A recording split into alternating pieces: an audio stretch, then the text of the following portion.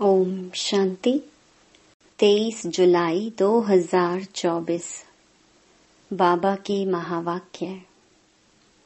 मीठे बच्चे, तुम्हें टाइम पर अपने घर वापस जाना है, इसलिए याद की रफ्तार को बढ़ाओ। इस दुख धाम को भूल शांति धाम और सुख धाम को याद करो। प्रश्न: कौन सा एक गुह्य राज तुम मनुष्यों को सुनाओ तो उनकी बुद्धि में हलचल मच जाएगी? उत्तर: उन्हें गुह्य राज सुनाओ कि आत्मा इतनी छोटी बिंदी है, उसमें फॉरएवर पार्ट भरा हुआ है, जो पार्ट बजाती ही रहती है, कभी थकती नहीं। मोक्ष किसी को मिल नहीं सकता। मनुष्य बहुत दुख देखकर कहते हैं मोक्ष मिले तो अच्छा है, लेकिन अविनाशी आत्मा पार्ट बजाने के बिना रह नहीं सकती। इस बात को सुनकर उनके अंदर हलचल मच जाएगी। ओम शांति। मीठे मीठे रूहानी बच्चों को बाप समझाते हैं। यहाँ तो हैं रूहानी बच्चे। बाप रोज रोज समझाते हैं बरोबर इस दुनिया में गरीबों को कितना दुख है। अभी यह फ्लड्स आदि होती हैं तो गरीबों को दुख होता है। उनके सामान आदि का क्या हाल हो जाता है। दुख तो होता है ना, अपार दुख है। साहूकारों को सुख है, परंतु वह भी अल्पकाल के लिए। साहूकार भी बीमार पड़ते हैं, मृत्यु भी बहुत होती है। आज फलाना मरा, आज यह हुआ, आज प्रेसिडेंट है, कल गद्दी छोड़नी पड़ती है। घेराव कर उनको उतार देते हैं। यह भी दुख होता है। बाबा ने कहा है दुखों की भी लिस्ट निकालो। किस किस प्रकार के दुख हैं इस दुख धाम में। तुम बच्चे सुख धाम को भी जानते हो, दुनिया कुछ भी नहीं जानती। दुख धाम सुख धाम की भेंट वह नहीं कर सकते। बाप कहते हैं तुम सब कुछ जानते हो, यह मानेंगे कि बरोबर कहते सच हैं।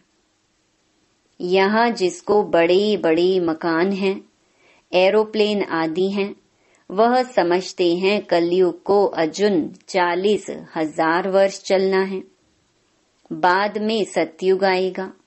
घोर अंधियारे में है ना।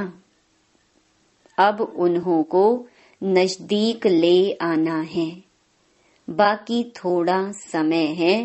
कहाँ लाखों वर्ष कहते हैं, कहाँ तुम 5,000 वर्ष सिद्ध कर बतलाते हो।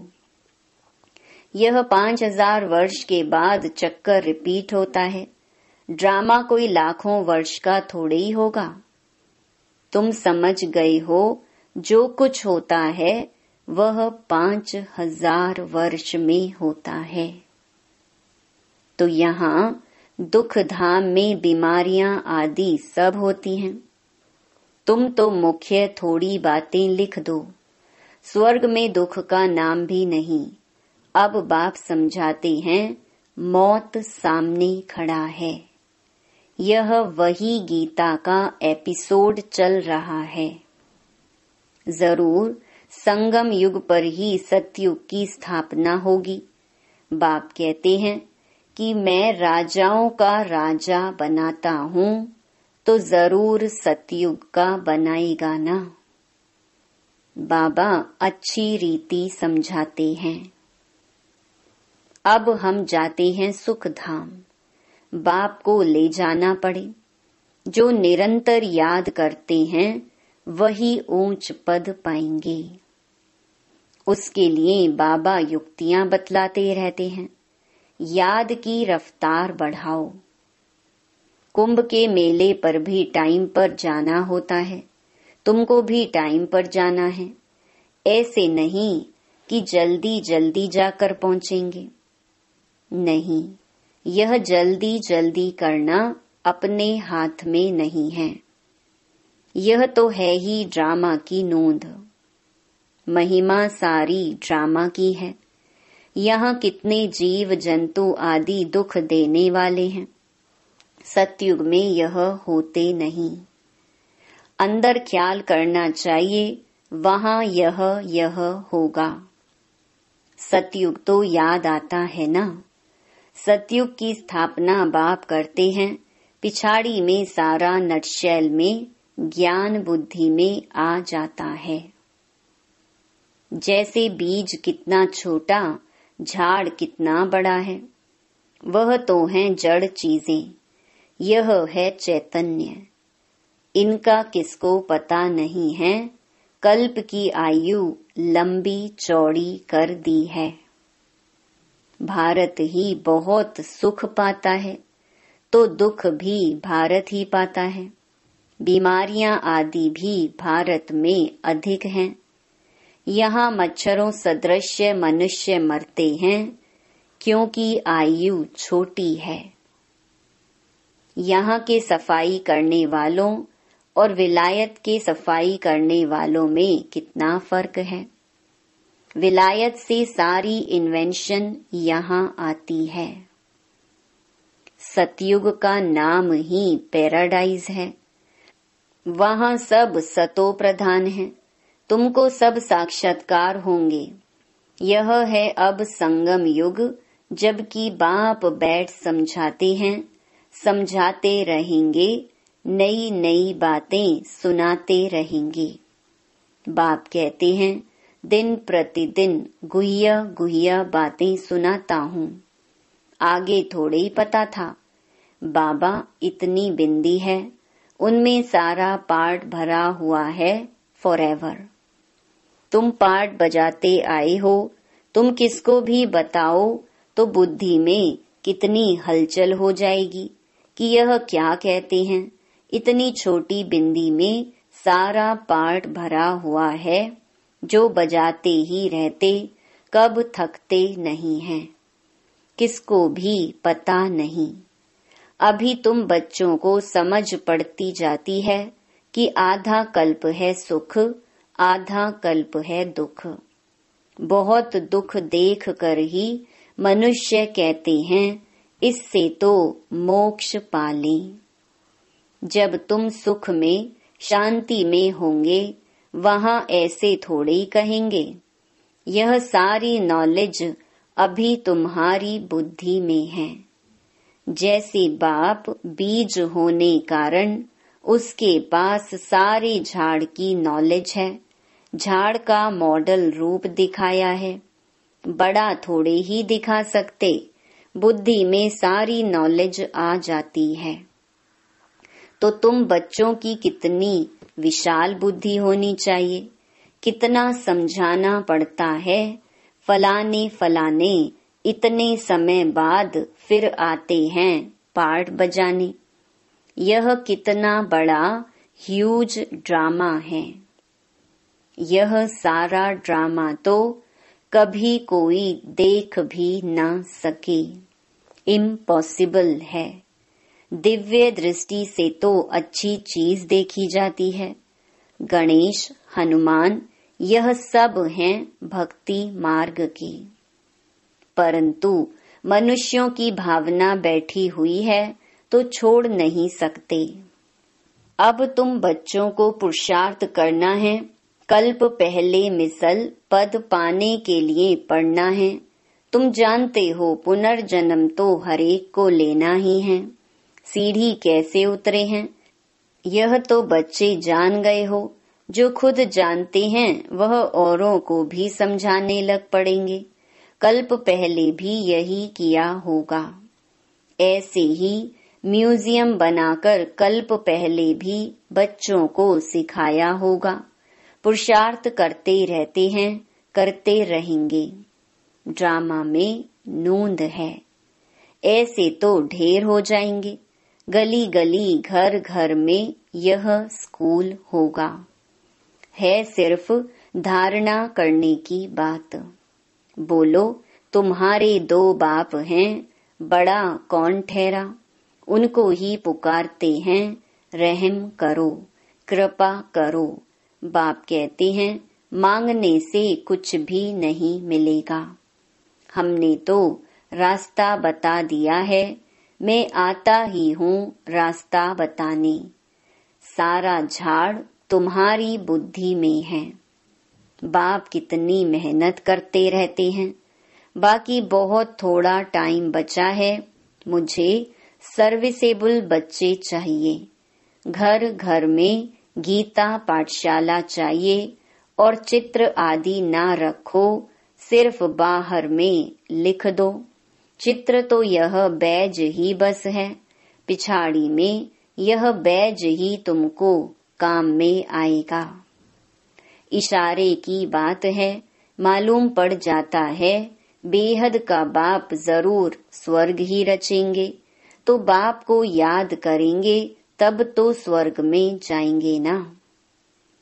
यह तो समझते हो हम पतित हैं, याद से ही पावन बनेंगे और कोई उपाय नहीं। स्वर्ग है पावन दुनिया। स्वर्ग का मालिक बनना है तो पावन जरूर बनना है। स्वर्ग में जाने वाले फिर नरक में गोते कैसे खाएंगे? इसलिए कहा जाता है मन मना भव। बेहद के बाप को याद करो तो अंतमति सुगति होगी। स्वर्ग में जाने वाले विकार में थोड़े ही जाएंगे। भक्त लोग इतना विकार में नहीं जाते। सन्यासी भी ऐसे नहीं कहेंगे पवित्र बनो, क्योंकि खुद ही शादियां कराते हैं। वे गृहस्थियों को कहेंगे मास मास में विकार में जाओ।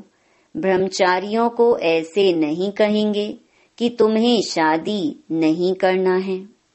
तुम्हारे पास गंधर्वी विवाह करते हैं, फिर भी दूसरे दिन खेल खलास कर देते।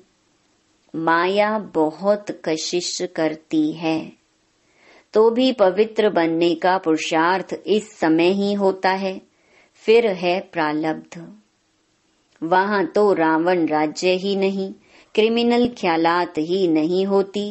क्रिमिनल रावण बनाता है, सिविल शिव बाबा बनाते हैं। यह भी याद करना है। घर घर में क्लास होगा तो सब समझाने वाले बन पड़ेंगे। घर घर में गीता पाठशाला बनाए, घर वालों को सुधारना है। ऐसे वृद्धि होती रहेगी। साधारण और गरीब वह जैसे हम जिन्स ठहरे।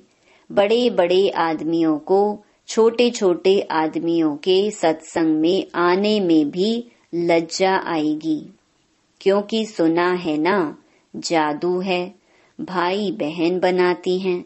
अरे यह तो अच्छा है ना। गृहस्थी में कितने झंझट होते हैं, फिर कितना दुखी होते हैं। यह है ही दुख की दुनिया। अपार दुख है, फिर वहां सुख भी अपार होगा। तुम कोशिश करो लिस्ट बनाने की। 25-30 मुख्य मुख्य दुख की बातें निकालो। बेहद के बाप से वर्षा पाने के लिए कितना पुरुषार्थ करना चाहिए। बाप इस रथ द्वारा हमको समझाते हैं। यह दादा भी स्टूडेंट है, देहधारी सब स्टूडेंट हैं। टीचर पढ़ाने वाला है विदेही, तुमको भी विदेही बनाते हैं। इसलिए बाप कहते हैं शरीर का भान छोड़ते जाओ। यह मकान आदि कुछ भी नहीं रहेगा, वहां सब कुछ नया मिलना है। पिछाड़ी में तुमको बहुत साक्षात्कार होंगे। यह तो जानते हो उस तरफ विनाश बहुत हो जाएगा एटॉमिक बॉम्ब्स से। यहाँ के लिए हैं रक्त की नदियाँ, इसमें टाइम लगता है। यहाँ का मौत बड़ा खराब है। यह अविनाशी खंड है। नक्शे में देखेंगे हिंदुस्तान तो एक जैसे कोना है। ड्रामा अनुसार यहाँ उनका असर आता ही नहीं है। यहाँ रक्त की नदियाँ बहती हैं। अभी तैयारियां कर रहे हैं। हो सकता है पिछाड़ी में इनको बॉम्ब्स भी लोन देंगे। बाकी वह बॉम्ब्स जो फेंकने से ही दुनिया खत्म हो जाए, वह थोड़े ही लोन पर देंगे, हल्की क्वालिटी के देंगे। काम की चीजें थोड़े ही किसको दी जाती हैं। विनाश तो कल्प पहले मिसल हो ही जाना है। नई बात नहीं। अनेक धर्म विनाश, एक धर्म की स्थापना। भारत खंड कभी विनाश को नहीं पाता है। कुछ तो बचने ही हैं। सब मर जाएं फिर तो प्रलय हो जाए। दिन प्रतिदिन तुम्हारी बुद्धि विशाल होती जाएगी। तुमको बहुत रिगार्ड रहेगा। अभी इतना रिगार्ड थोड़े ही है, तब तो कम पास होते हैं। बुद्धि में आता नहीं है कितनी सजाएं खानी पड़ेंगी, फिर आएंगे भी देरी से। गिरते हैं तो फिर की कमाई चट हो जाती है। काले के काले बन जाएंगे, फिर वह खड़े हो ना सके। कितने जाते हैं, कितने जाने वाले भी हैं।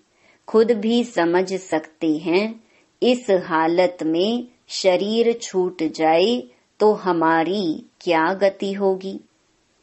समझ की बात है ना।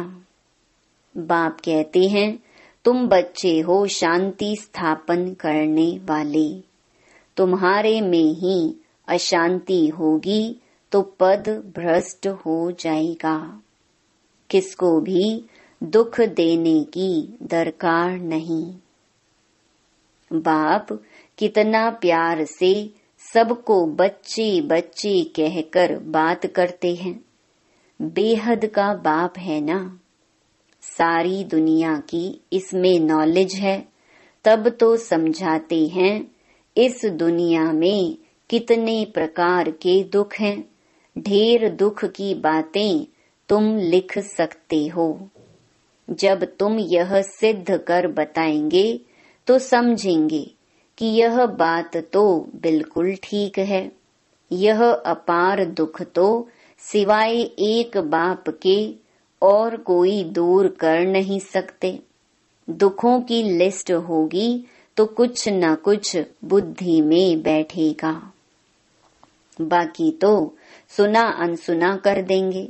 उनके लिए ही गाया जाता है ऋढ़ भेड़ क्या जाने साज से। बाप समझाते हैं तुम बच्चों को ऐसा गुलगुल बनना है।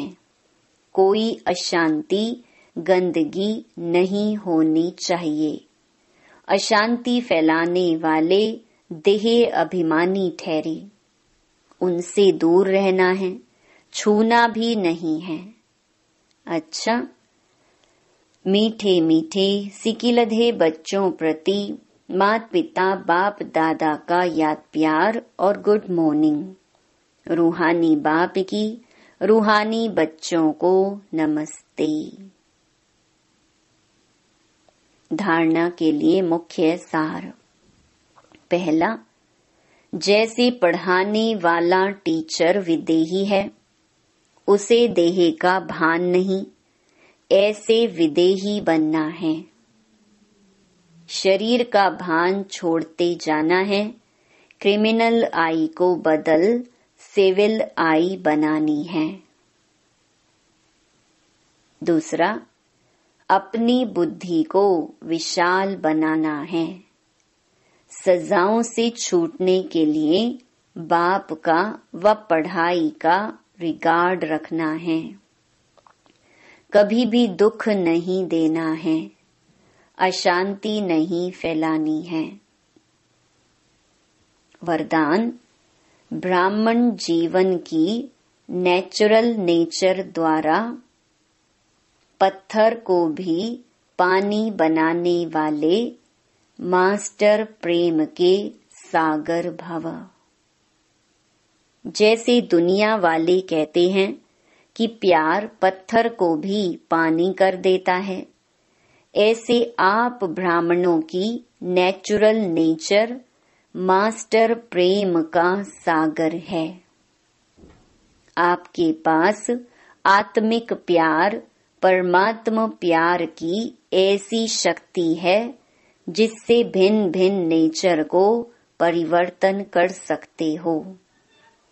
जैसे प्यार के सागर ने अपने प्यार स्वरूप की अनादि नेचर से आप बच्चों को अपना बना लिया, ऐसे आप भी मास्टर प्यार के सागर बन विश्व की आत्माओं को सच्चा निस्वार्थ आत्मिक प्यार दो, तो उनकी नेचर परिवर्तन हो जाएगी। स्लोगन, अपनी विशेषताओं को स्मृति में रख, उन्हें सेवा में लगाओ तो उड़ती कला में उड़ते रहेंगे। ओम शांति।